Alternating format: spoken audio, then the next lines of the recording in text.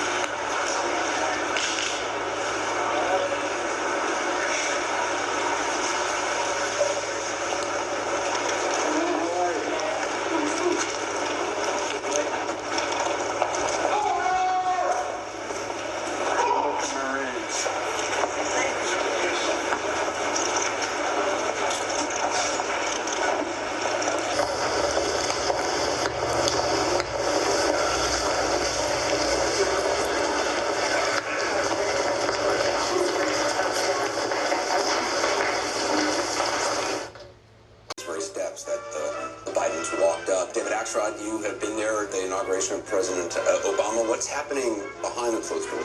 Well, a lot of excitement. I must say that the rituals of this are familiar, but they've never been more important than now. And one of my recollections, people are milling around in the Speaker's office, dignitaries and so on. I was waiting for President Obama there to give him something before he went out to be sworn in, and President Bush arrived first. He was just leaving office, and we had not been terribly kind to him in the campaign. He knew that, and he could not have been more encouraging to me personally. And I remember him putting his arm on his shoulder and said, "Just remember this, you're going to do great, but appreciate every minute, because it's going to go by faster than you'll ever think, and it's going to be the ride of your life. There's nothing better." And I thought, what a gracious note. And I'm so happy to see him here, because his appearance here is symbolically so important for our country, to understand that we are first Americans, and that when we transfer power from one administration to another, whether you're a Democrat or a Republican, we have a vested interest in your success. And that hopefully will be part of the spirit with which people will receive Biden's address today. I can't tell you how wonderful it was to see those couples walking up those steps. Loss, and also because of the terror. Majority Whip, the Honorable John Thune and Mrs. Kimberly Thune. Democratic Leader, the Honorable Charles Schumer and Mrs. Irish Wineshaw Schumer. And President Pro Tempore of the Senate, the Honorable Chuck Grassley and Mrs. Jennifer Hines. So this is the leadership of the U.S. Senate, the longest serving. Here he is walking in, the first of several major VIPs arriving right now. There's Dan Quayle, the former Vice President of the United States, showing up, John, and he's going to be followed by former President momentarily. Jamie Gangel is with us as well. You've got some information on these former presidents who are going to be attending and celebrating this moment in American history. I have to tell you, Wolf, when the inauguration was being planned, I was asked to reach out to both former President Clinton and former President Bush to find out whether they would be. Gentlemen, the 42nd President of the United States, the Honorable William J. Clinton and the Honorable Hillary Rodham Clinton.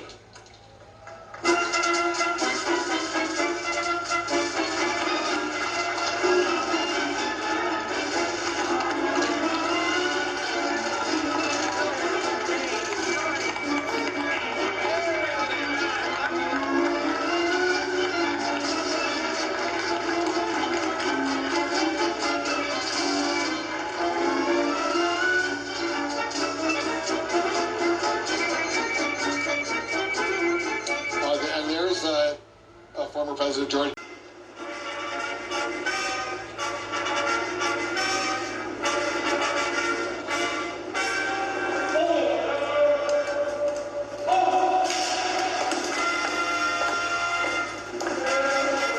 Gentlemen, the 43rd President of the United States, the Honorable George W. Bush and Mrs. Laura Bush.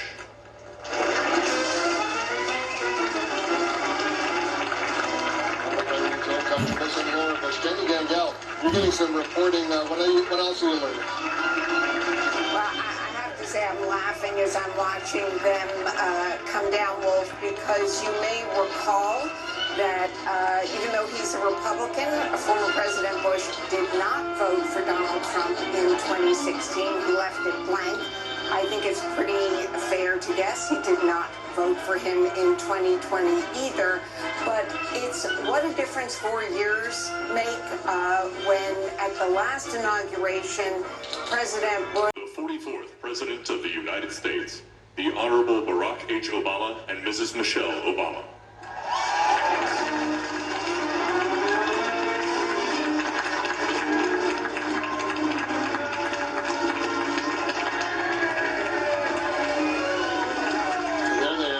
This is a moment, this is a huge moment for Barack Obama and Michelle Obama, for that matter, don't you think?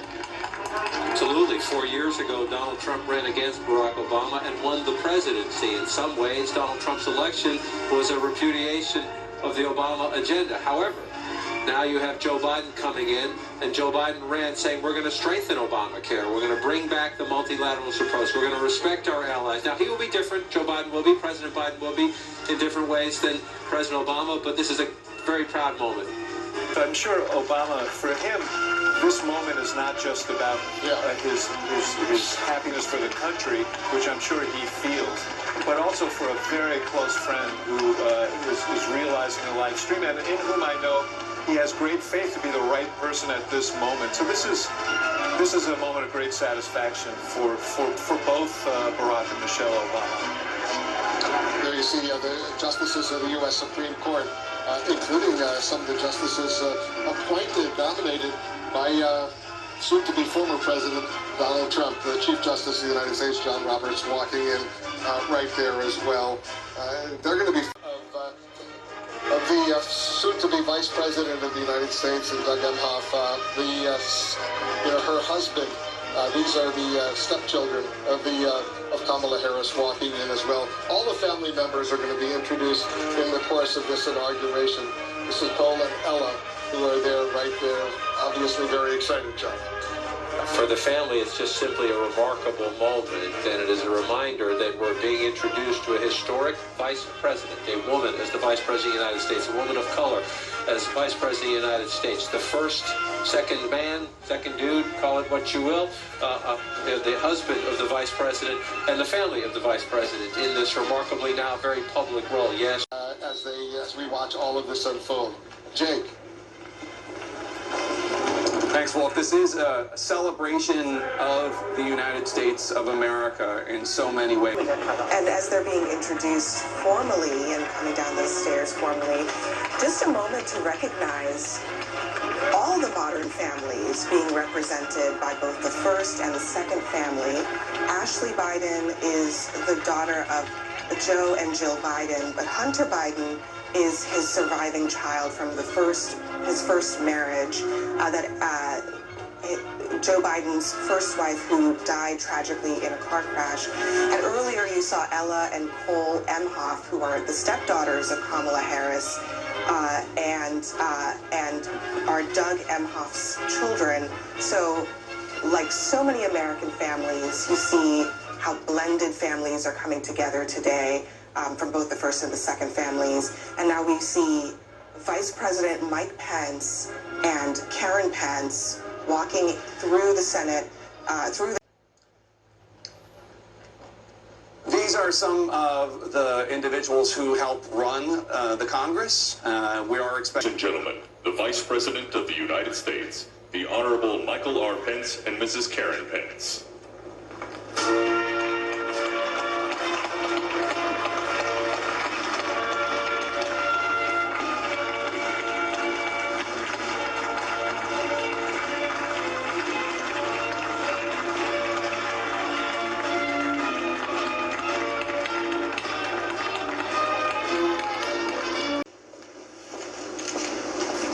as they walk down. Sergeant-at-Arms Kevin Grubbs and the Acting Deputy Senate Sergeant-at-Arms, United States Capitol Police Officer Private First Class Eugene O. Goodman.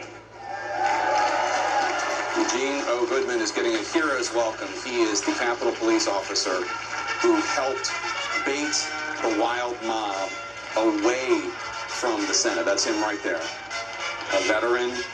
He is an American hero and has been rewarded with a promotion and the nation's gratitude. He will be President-elect of the United States, Kamala Harris, and Mr. Douglas Emhoff.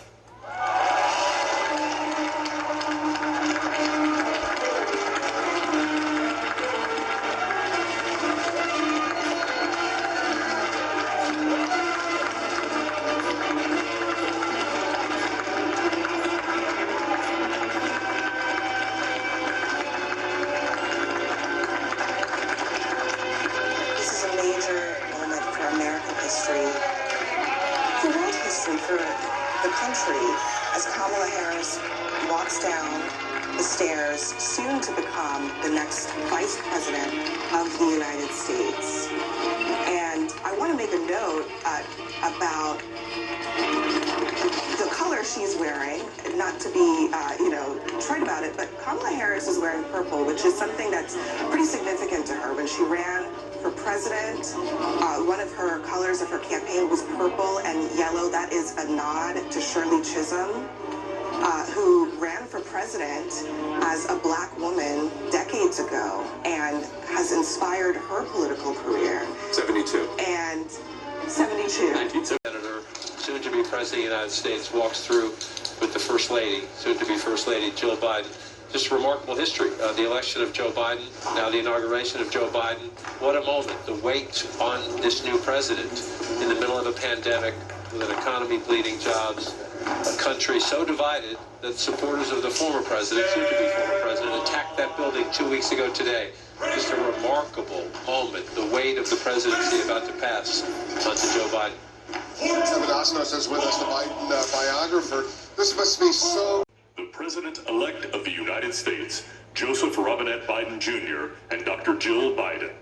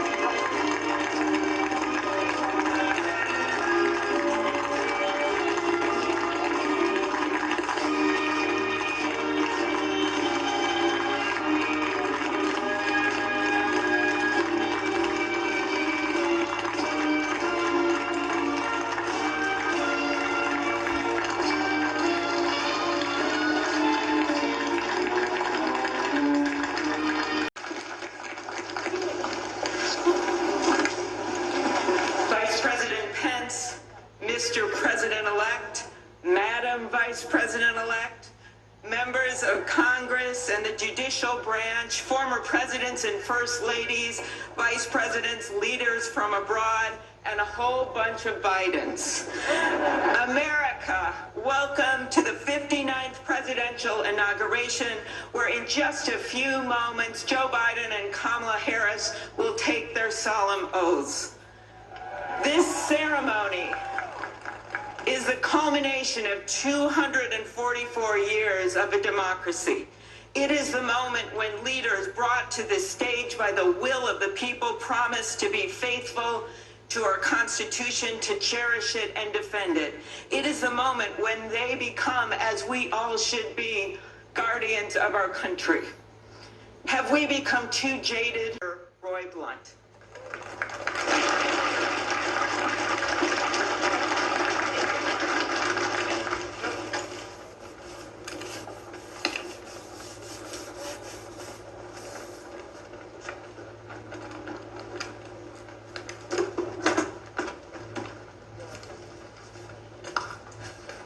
Well, I should have known when Senator Klobuchar got involved, at least there'd be a touch of snow up here this morning.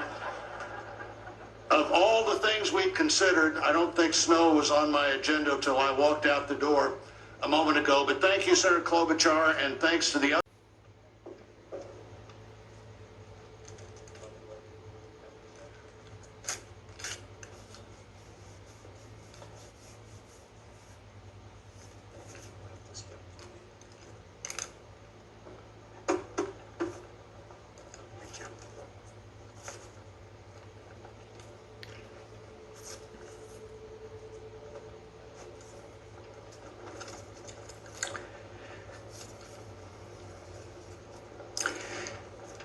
Gracious and merciful God, at this sacred time we come before you in need, indeed on our knees. But we come still more with hope and with our eyes raised anew to the vision of a more perfect union in our land, a union of all our citizens to promote the general welfare and secure the blessings of liberty to ourselves and our posterity.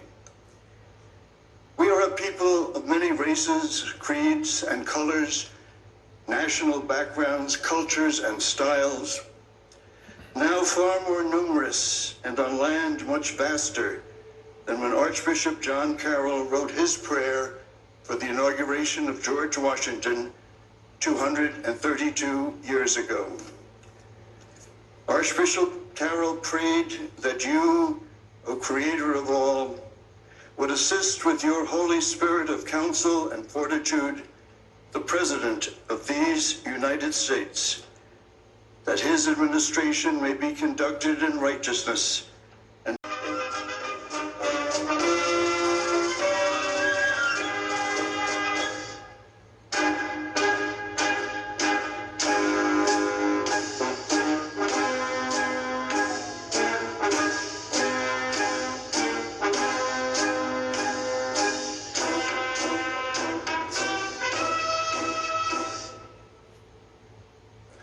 Ladies and gentlemen, here for the singing of our national anthem, accompanied by the President's own United States Marine Band, please welcome Lady Gaga.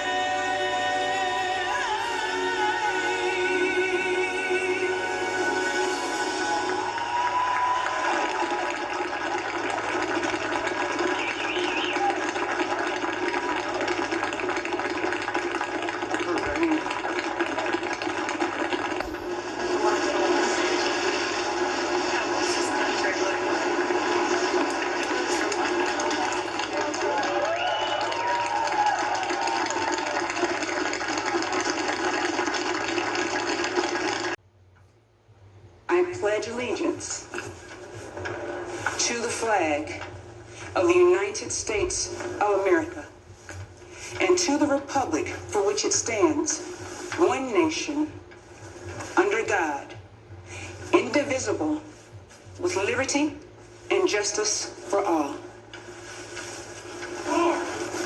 To welcome to the inaugural stage the first Latina to ever serve on the Supreme Court of the United States of America, Justice Sotomayor. I, Kamala Harris, do solemnly swear. I, Kamala Harris, do solemnly swear that I will support and defend the Constitution of the United States. that I will support and defend the Constitution of the United States Against all enemies, foreign and domestic. against all enemies, foreign and domestic. That I will bear true faith and allegiance to the same. That I will bear true faith and allegiance to the same. That I take this obligation freely. That I take this obligation freely. Without any mental reservation or purpose of evasion. Without any mental reservation or purpose of evasion. That I will well and faithfully discharge. That I will well and faithfully discharge. The duties of the office on which I am about to enter. The duties of the office upon which I am about to enter. So help me God. So help me God.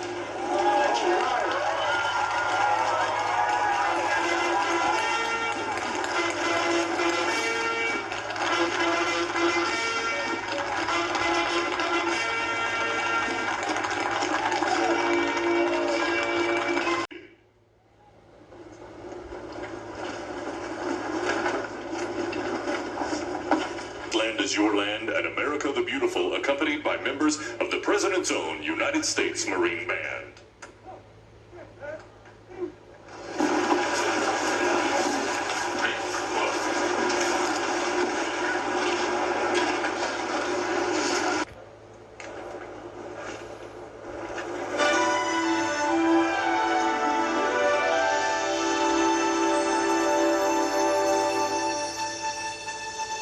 This land is your land.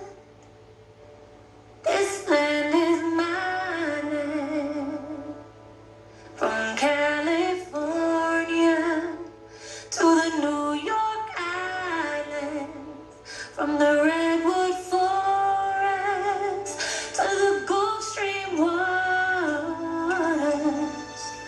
This land was made for you and me. As I went walking down that ribbon of highway, I saw above me that endless skyway. I saw below me that golden valley. This land was made for you and me. Oh, this land, oh, this land. This land was made for you and me. Oh, this land, oh, this land. This land was made for you and me. You and me. Oh,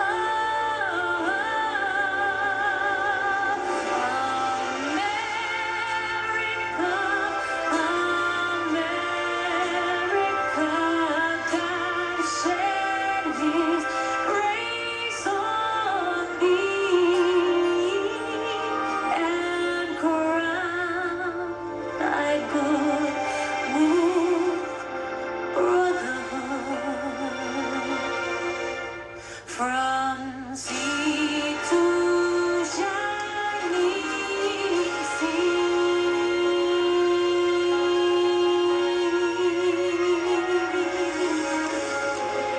Una nación bajo Dios indivisible con libertad y justicia para todos. Let's get loud.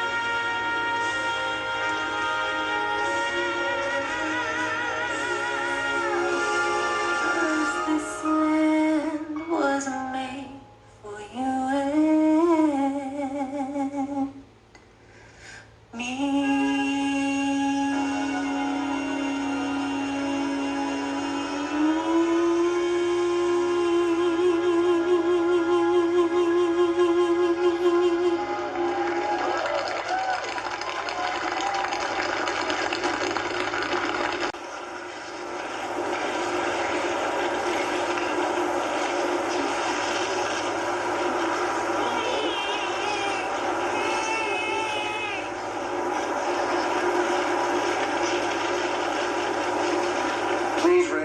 right hand and repeat after me.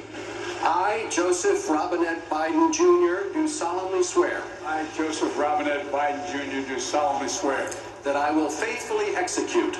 That I will faithfully execute. The office of President of the United States. Office of President of the United States. And will, to the best of my ability. Will, to the best of my ability. Preserve, protect, and defend. Preserve, protect, and defend. The Constitution of the United States. The Constitution of the United States. So help you God. So help me God. Congratulations, Mr. President.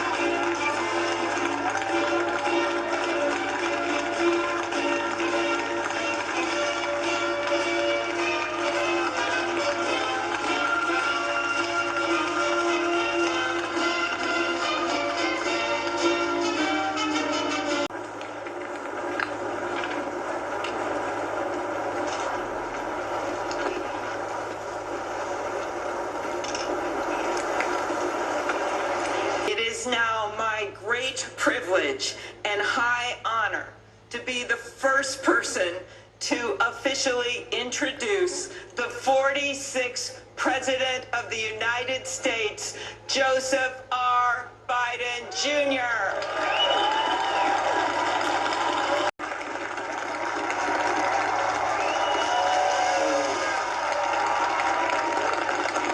Chief Justice Roberts, Vice President Harris,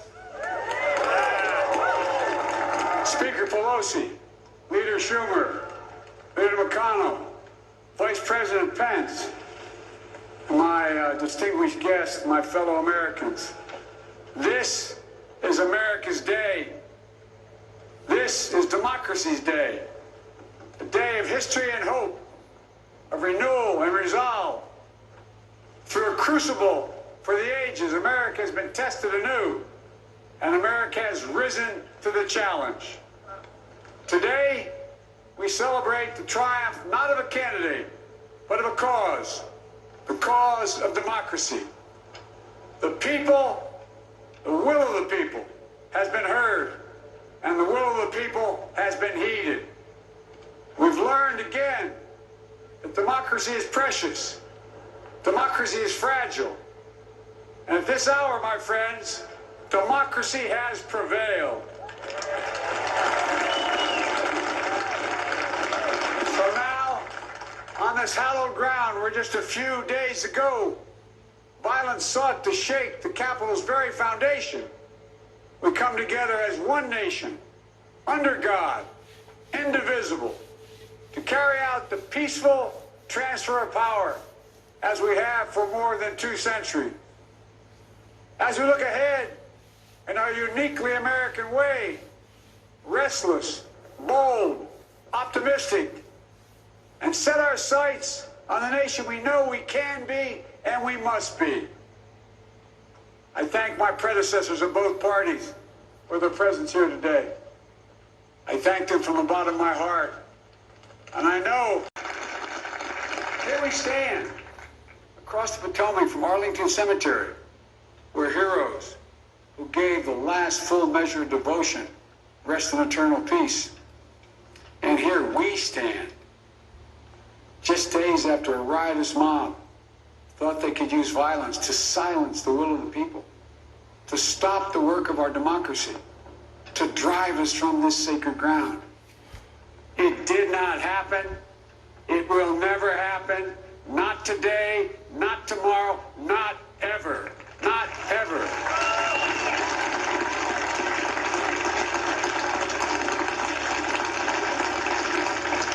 To all those who supported our campaign, I'm humbled by the faith you place in us. To all those who did not support us, let me say this. Hear me out as we move forward. Take a measure of me and my heart.